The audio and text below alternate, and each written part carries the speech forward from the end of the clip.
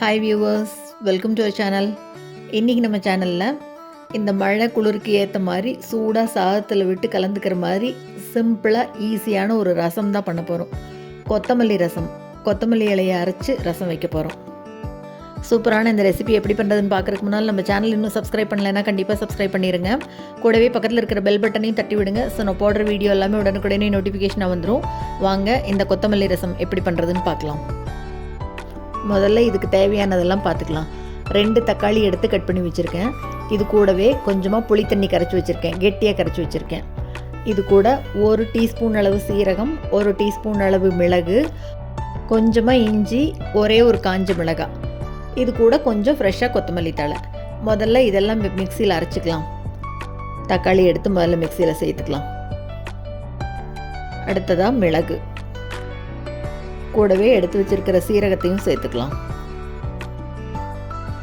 காஞ்ச மிளகாய் நான் ஒன்று தான் சேர்த்துக்கிறேன். நீங்கள் உங்கள் காரத்துக்கு தகுந்த மாதிரி பார்த்து சேர்த்துக்கோங்க. வேணா இன்னொன்று சேர்த்துக்கிறதுனா சேர்த்துக்கலாம். இப்போ இது கூட அந்த இஞ்சி துண்டையும் சேர்த்து தண்ணி எல்லாம் எதுவும் சேர்த்தாமல் பாருங்கள் இந்த மாதிரி அரைச்சிக்கணும். இப்போ இது கூட கொத்தமல்லி தழையும் சேர்த்துக்கலாம்.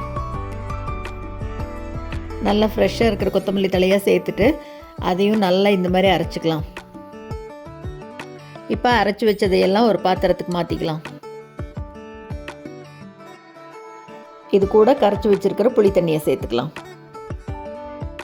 அடுப்பு இன்னும் பற்ற வைக்கல. புளி தண்ணி சேர்த்துட்டு கொஞ்சமாக மிக்சியில் தண்ணியை அலசி சேர்த்துட்டு அதுக்கப்புறம் அடுப்பு பற்ற வச்சுக்கலாம். இன்னும் கொஞ்சம் கூட தண்ணி சேர்த்துக்கலாம். இப்போ இதுக்கு தேவையான அளவு உப்பு சேர்த்துட்டு கூடவே கொஞ்சமாக 1/4 டீஸ்பூன் அளவுக்கு மஞ்சள் தூள் சேர்த்துக்கலாம். அடுப்பு பற்ற வச்சுட்டு ஒரே ஒரு கொத்து கருவேப்பிலை சேர்த்துக்கலாம். லேசாக கொதி வரட்டும். புளித்தண்ணியோட பச்சை வாசனை போகிற வரைக்கும் கொதிக்கணும்.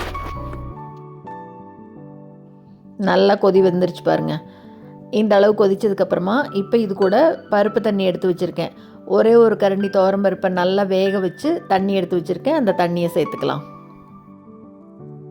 பருப்பு சேர்த்தலை. இந்த ரசம் கொஞ்சம் தண்ணியாக இருந்தால் தான் நல்லாயிருக்கும்.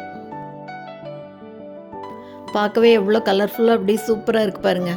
இது மேலே அப்படி இப்படியாக கட் பண்ண கொத்தமல்லி தலையை கொஞ்சமாக தூவி விட்டுடலாம். இப்போ ரசம் அப்படி பொங்கி வந்தோடனே இதுக்கு தாளிச்சிடலாம். நெய்யில் கடுகு, பெருங்காயம் 2ம் போட்டு தாளித்து இது மேலே கொட்டிட வேண்டியது. அவ்வளோதாங்க, பொங்கி வந்துருச்சு. இப்போ அடுப்பு ஆஃப் பண்ணிடலாம். நல்லா இந்த குளிருக்கு இஞ்சி போட்டு அரைச்சி கொத்தமல்லி ரசம் சூப்பராக இருக்கும். கண்டிப்பாக இந்த ரெசிபியை நீங்களும் ட்ரை பண்ணி பார்த்துட்டு மறக்காமல் கமெண்ட்டில் சொல்லுங்கள். இந்த வீடியோ உங்களுக்கு பிடிச்சிருந்ததுன்னா லைக் பண்ணுங்கள், ஷேர் பண்ணுங்கள், கமெண்ட் பண்ணுங்கள். மறக்காமல் நம்ம சேனலை சப்ஸ்கிரைப் பண்ணுங்கள். கூடவே பக்கத்தில் இருக்கிற பெல் பட்டனையும் தட்டி விடுங்க. ஸோ நான் போடுற வீடியோ எதுவுமே மிஸ் பண்ணாமல் பார்க்கலாம். தேங்க்ஸ் ஃபார் வாட்சிங்.